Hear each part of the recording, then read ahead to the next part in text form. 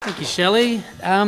So it is a privilege to be here tonight, and I've recently moved from counselling to doing similar kind of work with organisations, but for the 25 years before that, doing counselling mainly with the LGBTI communities was kind of like being in the psychological trenches. So, when there's big issues such as HIV or, when the LNP came into Queensland and started rolling back equal rights that had been hard won.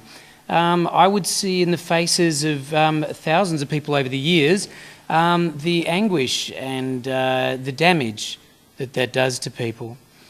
When the marriage equality debate started, I didn't hear much about it prior to that. When the debate started and you saw leaders who represented God, leaders who represented conservatism and family values, and when you saw people who a lot of people would look to for support and guidance, when you saw institutions saying things about same-sex marriage which were just so horrific, and you would all be familiar with some of those quite outrageous things that have been talked about over the years. And so when that started to happen, what I noticed was in the faces of my clients, the growing sense of the sense of the pre-existing damage that was already there starting to come up. And so what I mean by that is that, even today, crazily, it's still one of the worst things for a boy to be called at school, pardon me, like faggot or a poofter.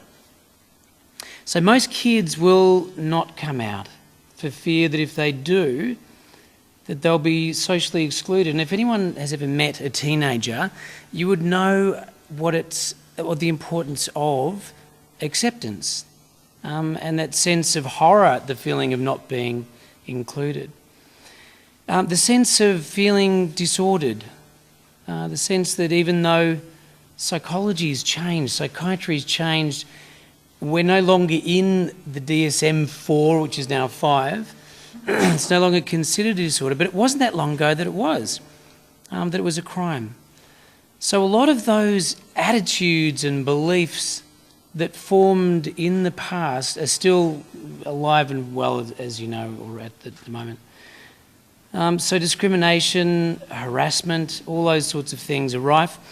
And so when I started seeing clients respond with such kind of distress about the marriage equality debate, for me, I became quite angry, I think.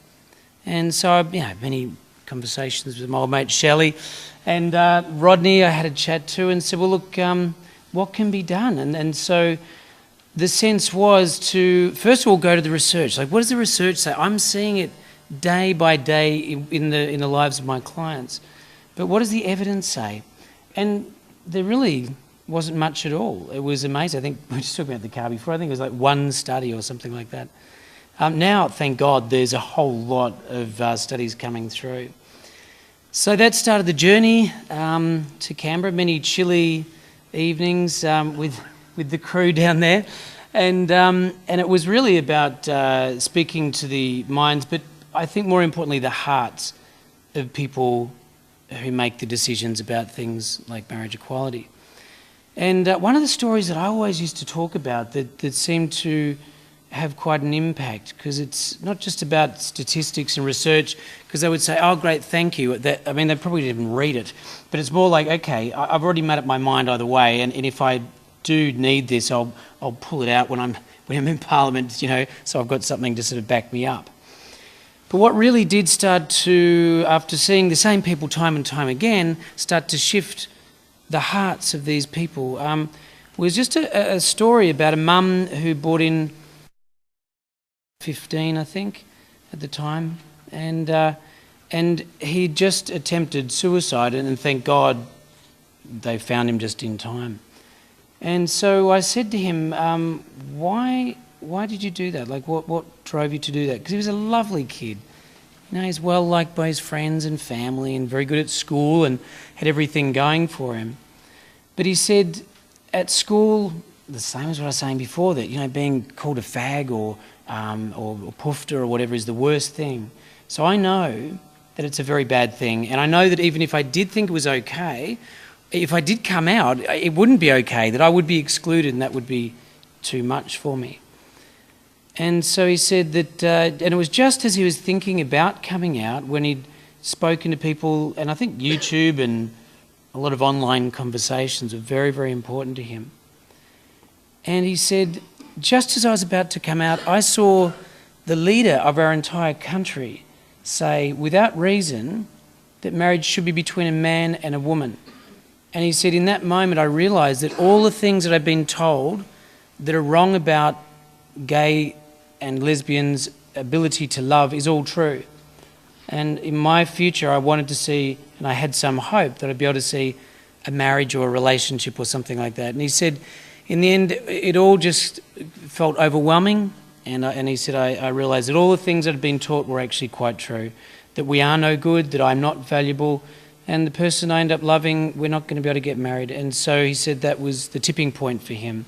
So I'm not saying it's Julia Gillard's fault, obviously, but I'm just saying these are the sorts of things that I would see day after day, and particularly when the marriage equality debate gets heated up, and it seems to bring out the best and worst in many people. And so what I've found incredibly encouraging, that it's through the conversations, it's just sitting down having a chat, it's not complicated, with as many people as I could, and certainly the media was very helpful as well in this space. But it was about telling them that the facts, you know, that you know, obviously the research, you know, shows very clearly that gay and lesbian parents have just the same outcomes with their kids as straight parents. In fact, a couple of subscales are even better. So kids are fine. You know, you can tell all these things, that marriage improves mental health, and Sharon's wonderful research shows that well-being does increase when people value gay and lesbians' relationships. And then that's all good, but then it's about talking about the personal story. Whenever I was talking to the media or anyone that was going to listen, that would be the thing that really changed people's hearts. And for me, that's the takeaway from the whole experience, has been the way to influence is about absolutely giving the facts, but through our personal stories, and we all have them, it's about really connecting to someone who's going to listen, doesn't matter who they are, but to their hearts. So thank you very much.